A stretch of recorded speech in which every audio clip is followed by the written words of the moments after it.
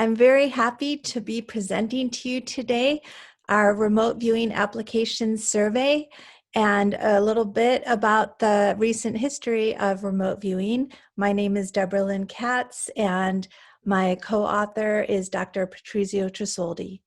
So the purpose was to discover which projects professional level remote viewers are engaged with today and to what extent. We wanted to understand their backgrounds, methods, approaches, practices, philosophies, beliefs, and phenomenological experiences related to this work. And another goal was to discover whether the original definitions and tenets of remote viewing defined within its specific historical context have changed. So recruitment. We were able to recruit 106 remote viewers, even though we then consistently had between 70 and 73 responses per question. We used snowball sampling, which meant we recruited from groups like the International Remote Viewing Association and the Applied Precognition Project and other lists of viewers that had participated in research projects. And then we asked them to invite their friends, but only remote viewers who had applied experience. And we really kept that, the term remote viewer, it had to apply to somebody that was operating out of the historical definition of remote viewing. So it couldn't just be someone who uses the term remote viewing synonymously with clairvoyance or out-of-body experiences. They had to really be part of the remote viewing definition as far as it's been historically defined, which is that remote viewing is not just a psychic ability, it's a setup. Within the setup, an experimental protocol, that's how Ingo Swann defined it. It's not that it has to be a highly particular method, but it does have to be done within a certain careful setup. And so people that are from that tradition understand that. And so we express that in our materials and in our participation agreement to narrow things down. So we didn't just put out a notice like to the 45,000 person Reddit group because we were afraid we would just get too many people not really understand we were narrowing our definition.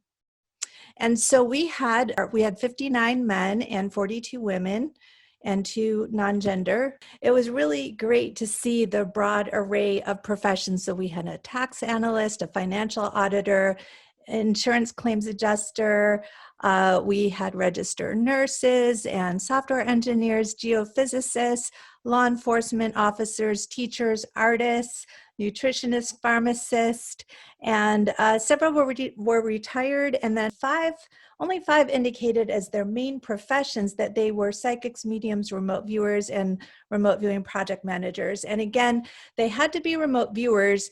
If they were only mediums, they couldn't participate. But if they were remote viewers and mediums, then they could participate.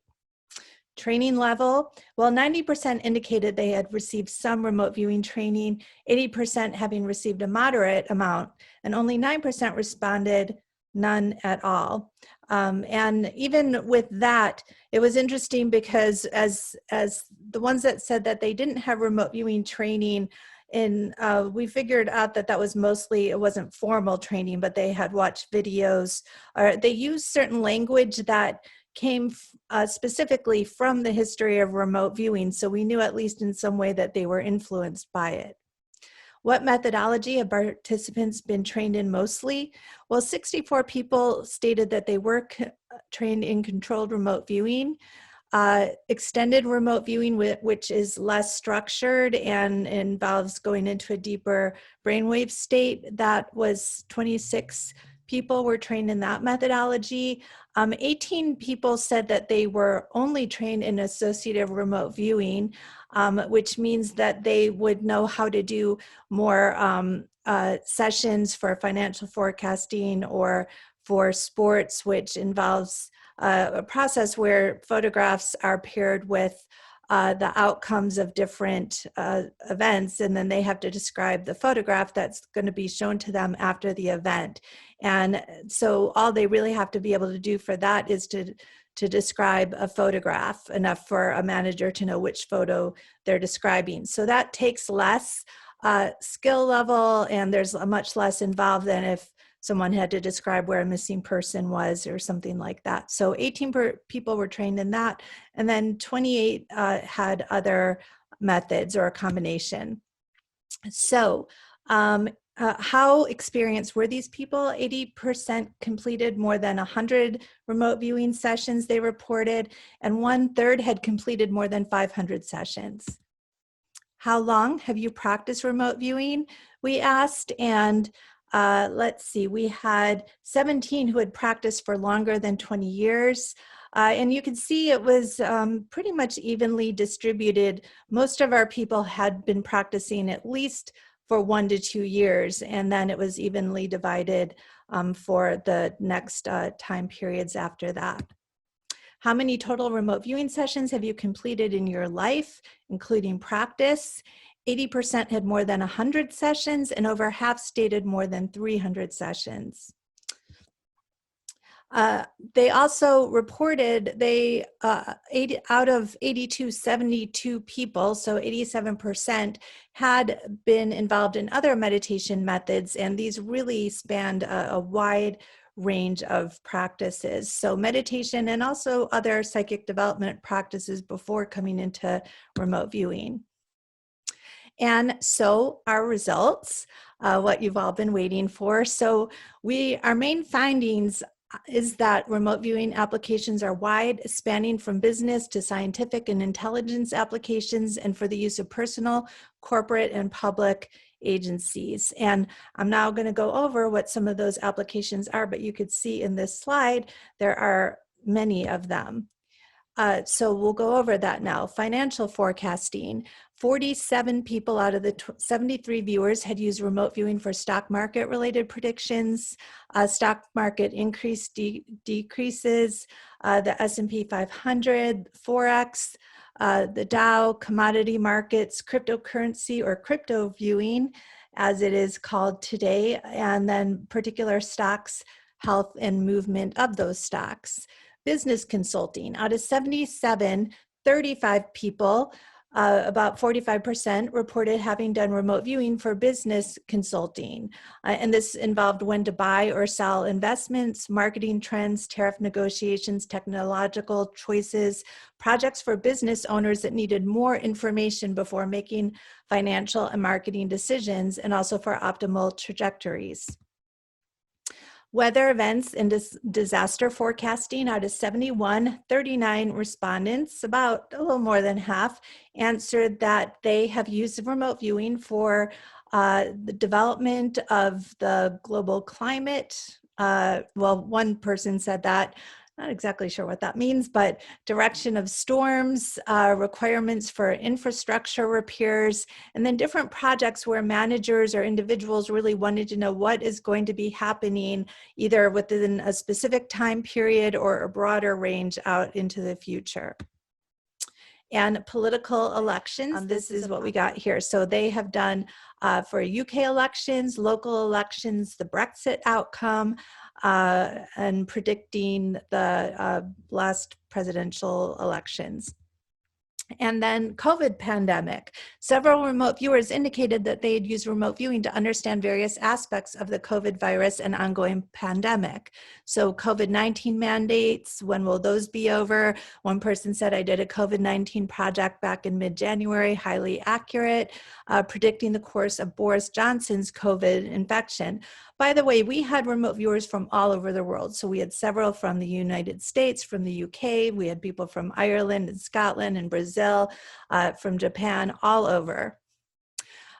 Scientific topics. So this included not remote viewers involved in experiments, but those that were using their remote viewing to understand some kind of topic that falls under the larger topic of science. So people said they had used remote viewing for cures for cancer, EMF, gravity, light, and brain function, again, COVID, other diseases, other viruses, CRISPR genes, levitation, the ability to reconstitute stone, superelastic metals, future technology, AI, and research to advance knowledge of remote viewing or psi or viruses. So we can study psi through use of psi. Remote viewing for physical health, diagnosis, and healing. Out of 76 respondents, 42 responded, again, a little over half, that they did do a remote viewing for their self, family, friends, and clients, where they did things to help seriously ill people who would go on to recover. So they use their abilities to help other medical professionals for decision-making, for influencing or healing, investigating mental health or clients, investigating the mental health for clients that had asked, they wanted to know about someone else in their lives. Pets. So there were quite a few responses throughout our survey where remote viewing was used to help pets and to help people who had pets answer questions. And there were several comments about ethics and legal concerns. So some remote viewers said, no, we don't do anything like this. It would be unethical in case we were incorrect, or we could get into trouble if we did anything having to do with medical. So there was definitely some concerns expressed there. Also, criminal investigations. This has been a topic that psychics have been involved in for a long time, and it looks like 48% of our participants had been involved in cases involving kidnapping, missing persons, finding dead bodies, identifying lost people, arson, fugitive location, homicides, personality profiling, forecasting terrorist events, and theft. Criminal investigations, who is the client? Well, these were detectives, federal and local law enforcement, remote viewing groups and instructors, and family members. Also, we did ask about intelligence investigations, and only 27 of our participants, which was 36%, responded yes. Several viewers indicated that they did not feel comfortable discussing their work on criminal cases due to non-disclosure agreements and confidentiality issues. Now, this is something I do want to take a pause here and say, this came up a lot, much more so than we anticipated. This came up even when we were recruiting people, that they said that we were asking them questions they weren't, or they were afraid we would ask them questions that they weren't able to answer. These were personal, about their own income, as their professional income as remote viewers. They were concerned about violating non-disclosure agreements. This also came up a lot around our questions around corporates and businesses. And it is some concern because it's already been hard enough to learn about people's what they're doing on a psychic level out there. And now it seems like more and more businesses are requiring non-disclosure agreements for remote viewers, and they really take this seriously. So also searching for missing people, pets, and items. So this is quite a big one. We had, out of 77 people, 57 people said that they use remote viewing for searching for missing people, pets, items. Looking for things is a big one. 66% said they look for missing objects, missing guns, books, planes, jewelry, earphones, wallets. This is for themselves, family, friends, and clients. And then archaeological projects. Archaeological projects were first made popular by Stephen Schwartz, who I'm sure everyone here is really familiar with, the Alexandria project or his underwater project. So these types of projects seem to be continuing today.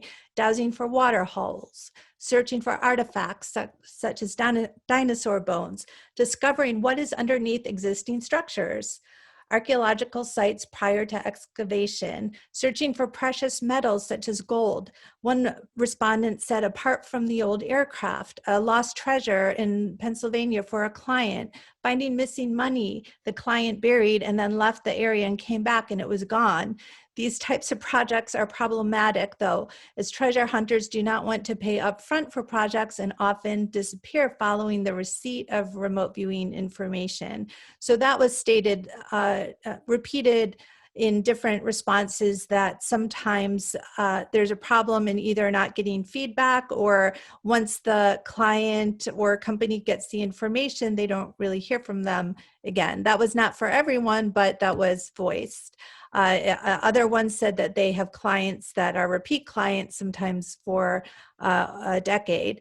So esoteric, unexplained phenomenon. So UFOs, alien life forms, lights in the sky, orbs, planetary bodies. Many are familiar with Ingo Swann's work, where he remote viewed Jupiter or other planets. And so this is something that people are continuing to do.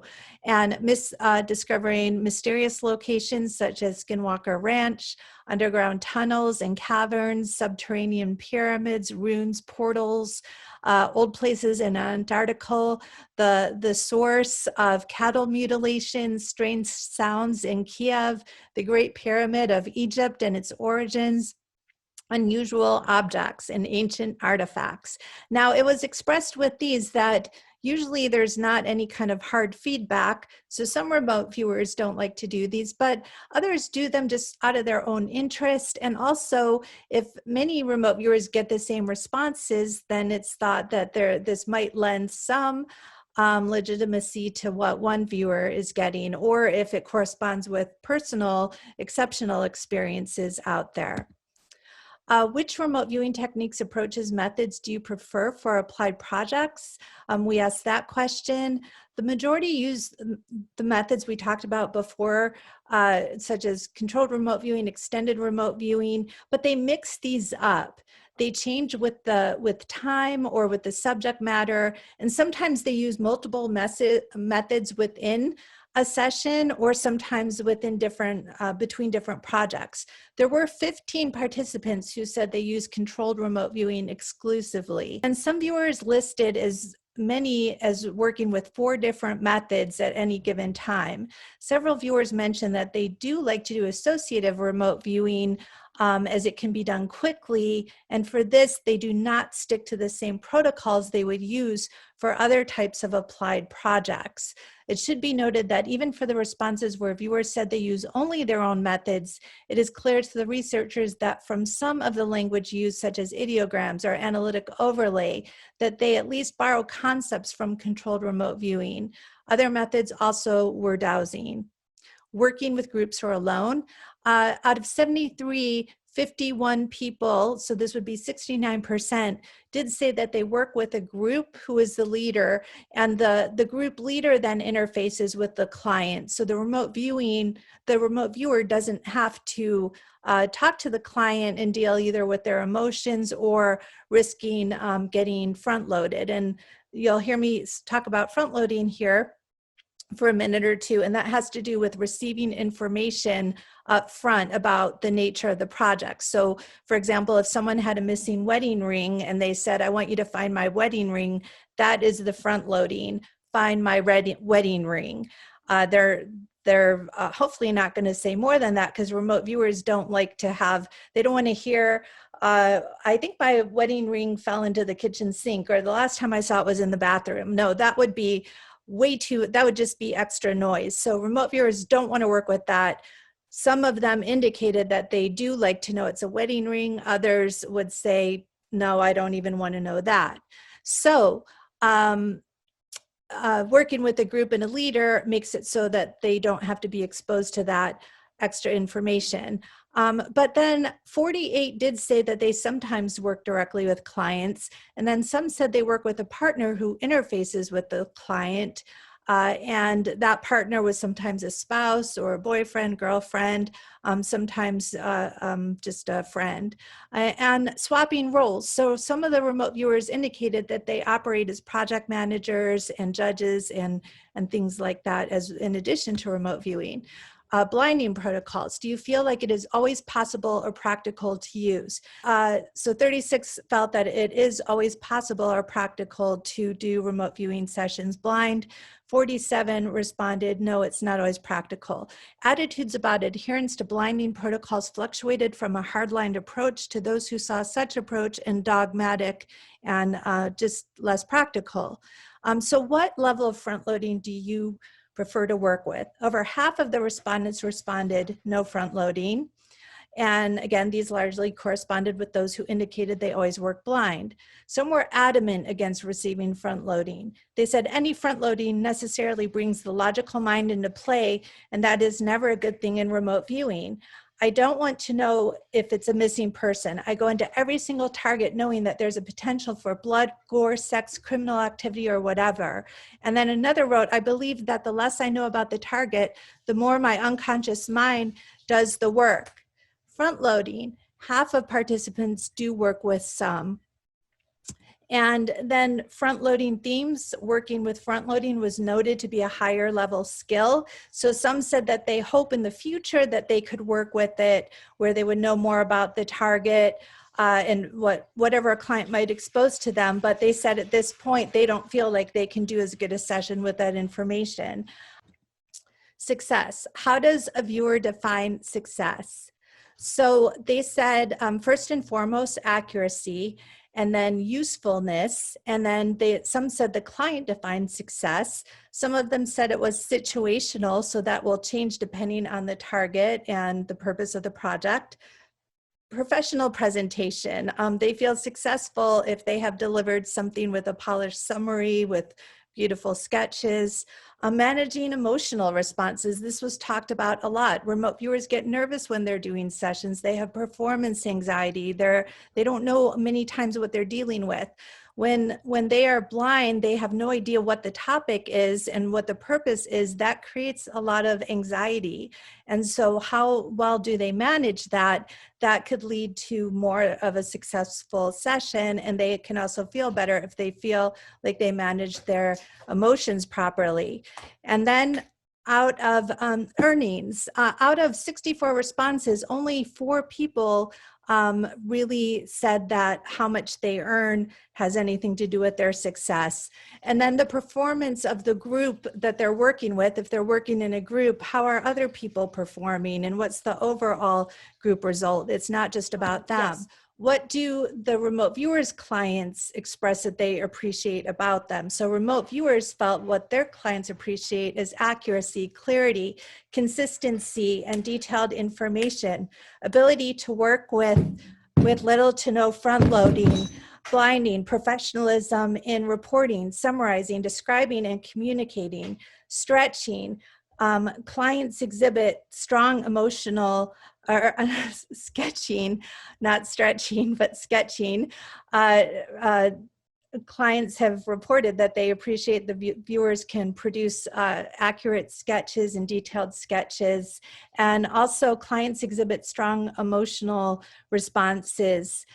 So many remote viewers said that their clients will actually cry over the information that they receive. They'll be so grateful that someone is helping them with their problems or that someone is taking them seriously. Sometimes their clients are also intuitive and they appreciate that there's people out there doing this work. And clients exhibit also appreciation that they were aided with their finances. They had good outcomes financially and thank the remote viewers for that.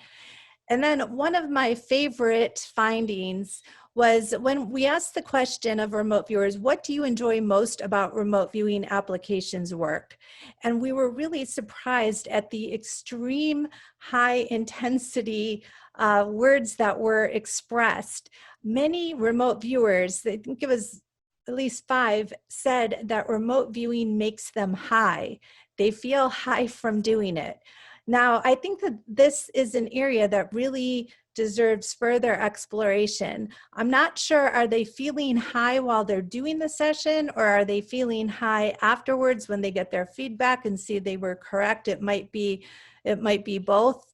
They didn't say they always feel this way, but they just voice so much excitement. And as you can see in the background, I created a word cloud that encompasses the most repeating words. So you can see high, fascinating, appreciation, love it all. As one viewer said, this is the most fascinating thing I've ever encountered in my life. And this love it all, just all aspects.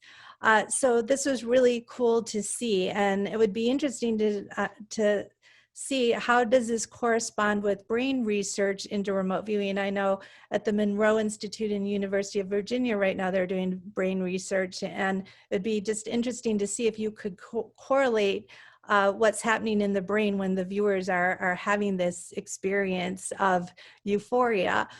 They said that they got so much insight and learning out of what they were doing. And they also expressed extreme appreciation that they have an opportunity to help others in this way. And oftentimes it's helping people who've gone to other sources for help, and just sometimes remote viewing is their last resort. They loved it when they got feedback, especially positive feedback. And they said that there was a metaphysical and spiritual element also. Not everyone expressed this, but many people did. And then also the benefits. They said that remote viewing helps them with their personal growth, with learning, with insights, again, with helping others, knowing that they're helping people. Challenges. Many challenges were voiced. Difficulty turning down logic, having patience, focus, my left brain trying to label everything, can't reach 100% accuracy, meeting deadlines, finding quiet time, emotional impact after feedback. And then sometimes, despite the information they give, the cases still have negative outcomes, such as giving accurate information about where a missing person is, but the person isn't found in time. So the person is found in a location that corresponds with their descriptions, and yet they weren't found in time and the person has perished. Other challenges, not in control of what happens with the information. So they sometimes give clients information, your wallet is in your car in the back seat, and the client can't find it for a while. And then by weeks later, they're told, oh yeah, you were right, but you had to go for several weeks thinking that you weren't right. So tasking, sometimes the tasking, again, tasking is the thing that the remote viewer is supposed to be describing. Sometimes it's confusing or unclear or too broad, or failed to address that which needs to be known. And sometimes this is the fault of the client. Sometimes this is the fault of project managers. Conclusion, scientific principles are still being carried forward. Remote viewing for applications work continues to be carried out in the spirit in which it was intended. We found it's been carried out for practical use and as an informational gathering tool by articulate, thoughtful, and engaged participants. We found that most respondents expressed both awareness of and respect for the scientific principles related to blinding and separation of roles, yet there was a range of views regarding the practicality of adhering to these for applications purposes.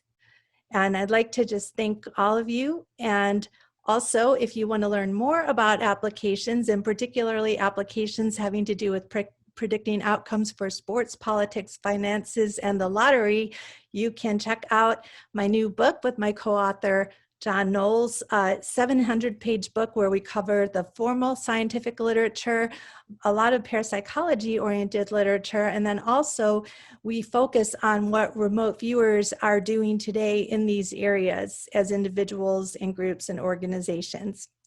All right, now looking forward to our discussion.